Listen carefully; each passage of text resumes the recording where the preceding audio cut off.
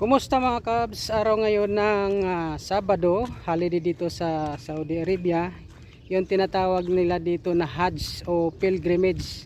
Na ang ibig sabihin nun ay ang taonang pagpunta doon sa Makkah sa mga kapatid nating Muslim. Mga Pilipino, Bangladesh, ibang lahi, basta mga Muslim. Yung mga taonang pagpunta nila doon sa Makkah para bumisita doon sa Makkah. So yung mga kababayan natin mga housekeeping, so holiday rin yung iba naman may pasok. Ang kagandahan lang dito mga Cubs, pag holiday, wala ka ng pasok, bayad ka pa. Sa regular na bayad. 8 hours bayad yan mga Cubs.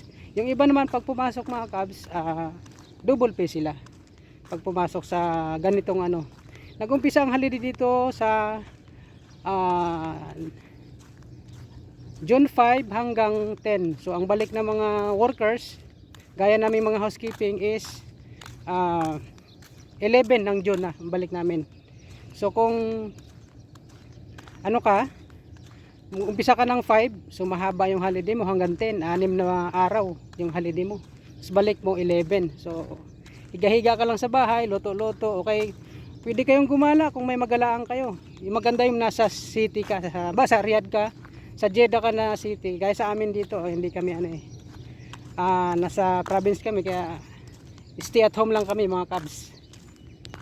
At ngayon naglalakad tayo, papunta tayo dun sa palengke kasi mamili tayo ng pagkain natin. Mga luluto-lutuin, magpapansit-pansit tayo para may habang nakahiga, habang manood ng mga pelikula, lulutuin tayo, may kakainin tayo. Yeah. Yun lang naman talaga ang kadalasang buhay dito sa Saudi Arabia kapag holiday. Wala kang magalaan, o sa bahay ka lang, manood ng pelikula at magluluto. So titingnan natin ngayon kung bukas yung mga palengke, mga tindahan dito, para makabili tayo ng ating mga kakainin maya maya. Sa 2 taon mo dito na kontrata mga Cubs, maraming holiday ang pagdaanan mo. Kaya makapahinga ka talaga. Bukod sa day off mo, makapagpahinga ka talaga mga Cubs. Yun nga, nakapagpahinga ka na mga Cubs, binabayaran ka pa. Yan ang kagandahan dito sa Saudi kapag kayo ay nagtrabaho rin dito mga Cubs. Sa buwan na to, John, dito magsa-summer na hanggang July, August, September. Yung init, medyo malakas na yung init. Sa isang taon, makaranas ka ng taglamig, makaranas ka ng tag-init. Yun ang klima dito mga Cubs. So sa 2 kontrata mo dito, may 2 kang taglamig, mayroon ka ring 2 tag-init na maranasan sa 2 taon mo dito na pagtatrabaho.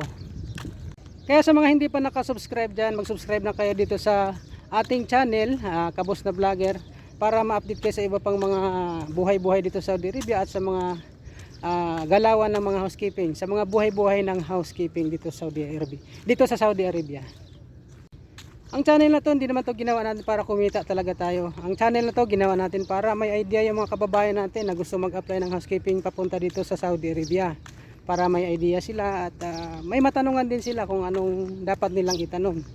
At hindi lang yan mga Cubs, na mahagi rin tayo ng kaalaman tungkol sa interview ng housekeeping. Kung paano pumasa, anong mga gagawin para pumasa sa interview, anong mga hakbang, anong mga requirements. Nasa video po natin mga Cubs. Tingnan nyo lang sa video natin mga Cubs, may ginawa na tayong mga video dyan. Mga question and answer, kung paano i-handle yung mga interview, paano pumasa sa interview. Yan ang mga video na previous na ginawa natin mga Cubs sa channel natin dito sa Kabos na Vlogger. Naglalakad-lakad dito mga Cubs kasi malapit lang naman sa ang palengke, malapit lang naman sa namin accommodation. Kaya nilalakad ko lang. So mga 10 minutes ang pinaka na yun, malayo. Nandiyan lang sa unahan mga Cubs. Diyan lang sa unahan mga Cubs.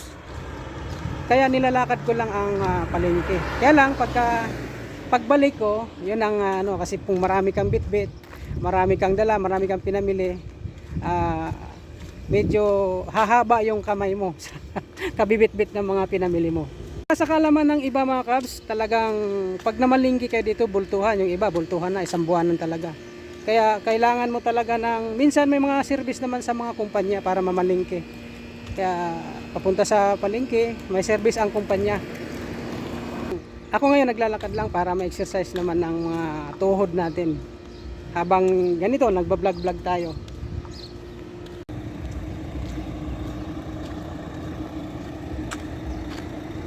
So yung iba sarado pa, oh, yung iba holiday kasi ngayon dito. Maaga pa kasi dito mga kabs, alas 6 pa lang ng alas 6 pa lang dito mga kabs, mga 6:45 pa lang dito, kaya di pa open yung ibang mga tindahan, sarado pa. At saka ngayon mga kabs, holiday kasi kaya ganito. Pero meron namang ilan nag-open sila.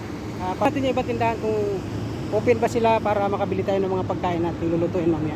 First sa akin ng sakay niya ako kasi may mga dala ako mga kabs. Oh. Minsan dito mga kabs may mag-offer sa'yo na pasakayin ka pero wag ka masyadong magtiwala. Di mo alam kung saan ka dadalhin mga kabs. So dito rin pinamili natin, nakabili na tayo. So bitbitin natin to papunta sa accommodation. Kasi wala naman tayong service. Ang service natin ay naghatid ng ating kasamahan sa trabaho. So yun ang pinamili natin. Oh. May sabon tayo para maglaba tayo mamaya.